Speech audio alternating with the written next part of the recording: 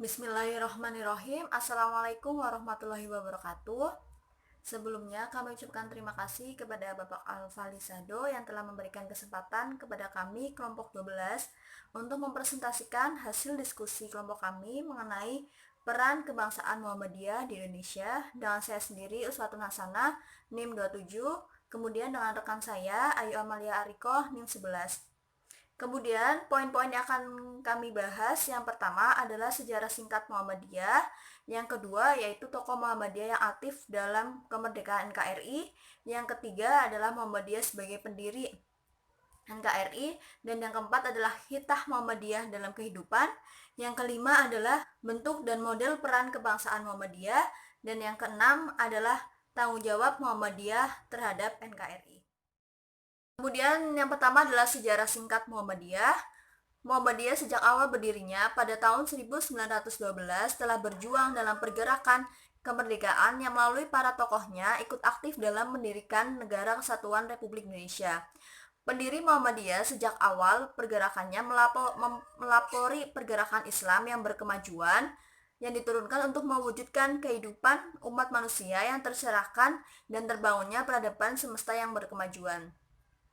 Insinyur Juanda sebagai mencetus Deklarasi Juanda pada tahun 1957 yang menjadi tombak eksistensi Negara Kesatuan Republik Indonesia yang menyatukan laut dalam kepulauan Indonesia sehingga menjadi negara yang utuh.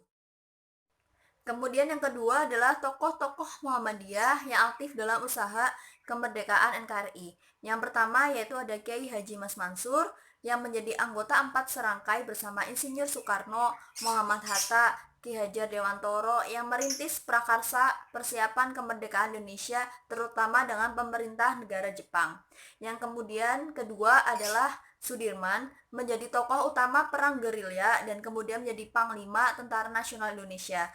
Yang ketiga adalah Ki Bagas Hadikusumo, Profesor Kahar Muzakir, dan Mr. Kasman Singodimedjo. Bersama para tokoh bangsa lainnya mengambil peran aktif dan merumuskan prinsip dan bangunan dasar negara Indonesia sebagaimana keterlibatannya di BPUPKI dan BPKI. Dan kemudian Ki Bagas Hadikusumo, Profesor Kahar Muzakir, dan Mr. Kasman Singodimedjo menjadi perumus dan penanda tanganan lahirnya Piagam Jakarta yang menjiwai pembukaan Undang-Undang Dasar 1945. Kemudian yang ketiga adalah Muhammadiyah sebagai bagian dari pendiri NKRI. Terdapat 2 poin. Yang poin pertama yaitu lahirnya organisasi Islam yang berdiri sebagai pelopor kebangkitan Islam di Indonesia sejak tahun 1912. Muhammadiyah sendiri banyak organisasi yang dibentuk untuk membangun bangsa ini mulai dari masalah keagamaan, pendidikan, dan sosial. Salah satu contoh dari organisasi kemuhammadiyahan ini yaitu terobosan baru dalam bidang pendidikan dengan mengadopsi pendidikan berbasis Belanda, namun masih berdasarkan pada Islam pada saat itu yang masih dianggap asing bagi masyarakat di Kauman. Adapun sesungguhnya tujuan dari gerakan Muhammadiyah yaitu perjuangan untuk kesejahteraan bersama atau masyarakat berdasarkan pada tuntutan Al-Quran dan As-Sunnah. Hal inilah yang menjadikan Muhammadiyah menjadi salah satu pendiri dari NKRI. Karena cita-cita Muhammadiyah dan kebangsaan Indonesia sama, yaitu untuk meningkatkan kesejahteraan rakyat Indonesia.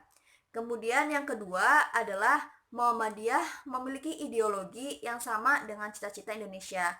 Salah satu ideologi ini sama halnya dengan tujuan atau cita-cita bangsa, yakni mencerdaskan kehidupan bangsa dan menciptakan keadilan dan kesejahteraan bagi rakyat Indonesia yang berdasarkan pada tuntutan agama. Meskipun Muhammadiyah telah menetapkan visinya tentang masyarakat ideal, namun Muhammadiyah tidak memiliki niat untuk mendirikan negara Islam sendiri. Slide selanjutnya yaitu hitah Muhammadiyah dalam kehidupan.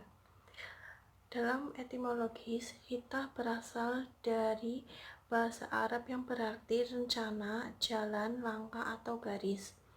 Dalam terminologis, yaitu suatu pikiran untuk melaksanakan perjuangan ideologi atau keyakinan hidup.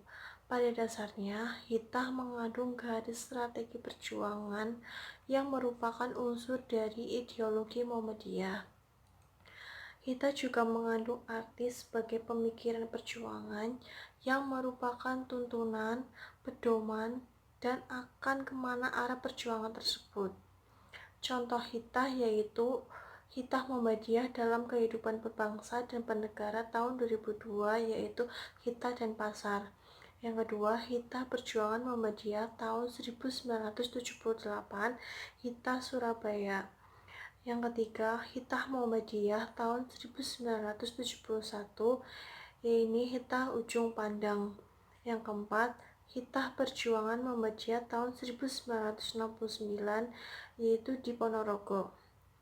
Sehingga dalam hal ini, Hitah mempunyai arti yang penting karena merupakan sebuah landasan pemikiran bagi setiap pemimpin dan yang menjadi anggota Muhammadiyah. Yang selanjutnya yaitu bentuk dan model peran kebangsaan Muhammadiyah. Yang pertama yaitu kesejahteraan bangsa. Bentuk dan model Muhammadiyah pada umumnya mengacu pada kesejahteraan bangsa. Yang kedua, Muhammadiyah juga menyebarkan dakwah amal ma'ruf nahi munkar. Yang ketiga, keunggulan Muhammadiyah terletak pada gerakan melalui organisasi.